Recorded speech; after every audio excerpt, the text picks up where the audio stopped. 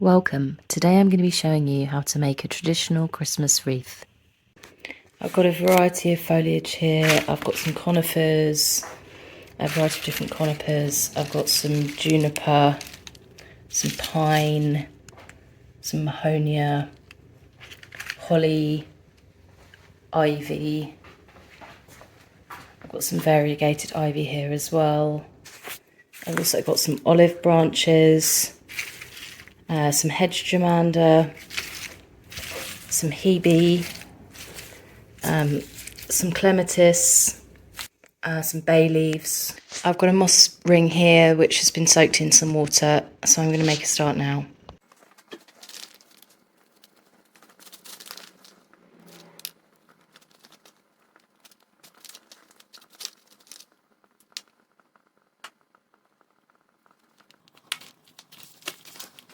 So I've just secured on a hook for hanging.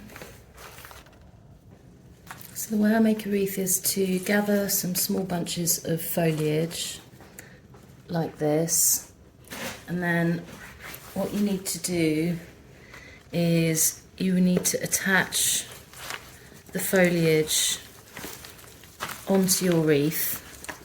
So you want to position it, and you'll see that the furthest point here will be the width of your finished wreath. When you're attaching the foliage, you want to try to make sure that you've got coverage of all of the base of the wreath that you're using.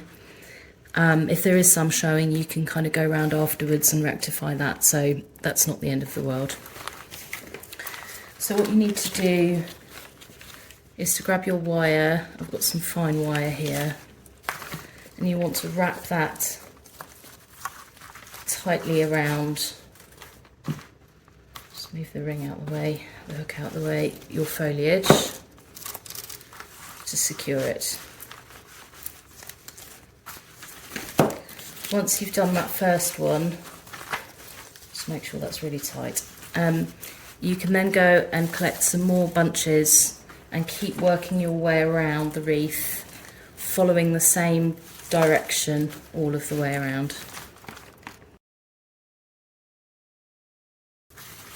Again, just wrapping that around tightly to secure it. And as you attach these, you want to overlap the previous bundle, so you're not leaving big gaps in the wreath.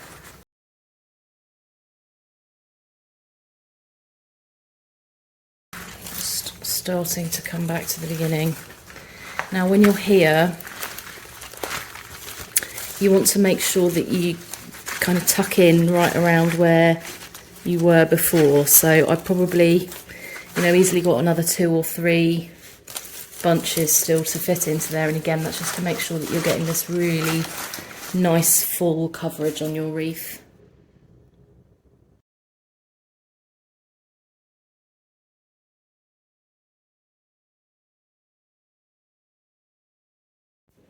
As I'm getting to the end here now, I'm just starting to do some slightly more compact ones, and I'm kind of turning that as I go. It's losing a few berries there, that's okay. And just, this is where it gets slightly tricky, just to make sure that you're working around. And what I am going to do in a minute is just make sure that my hook is still kind of free and I'm not wrapping that in. Right, once you're happy with that, I'll just keeping a reminder, this is the top of my ring. This is the top of my ring here. You can sort of add any other bits and pieces you want to. So the way I attach the pine cones is just with my wire, just wrap the wire around the inside of the pine cone.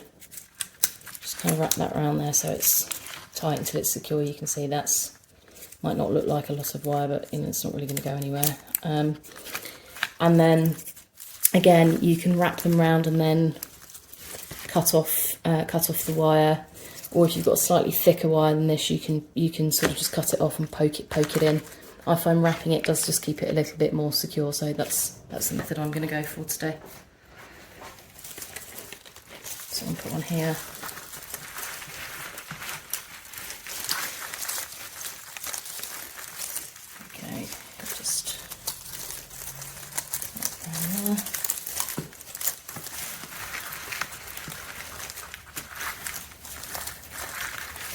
I'm going to keep going, just adding a few more pine cones now, and I'll show you once I've done that.